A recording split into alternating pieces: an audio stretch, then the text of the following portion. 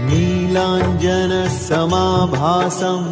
रविपुत्रं यमाग्रजं छायामार्तण्डसम्भूतं तं नमामि शनैश्चरम्। नीलाञ्जनसमाभासं रविपुत्रं यमाग्रजं छायामार्तण्डसम्भूतं तं नमामि शनैश्चरम्। नीलाञ्जनसमाभासं रविपुत्रं यमाग्रजं छायामार्तण्डसम्भूतं तं नमामि शनैश्चरम्।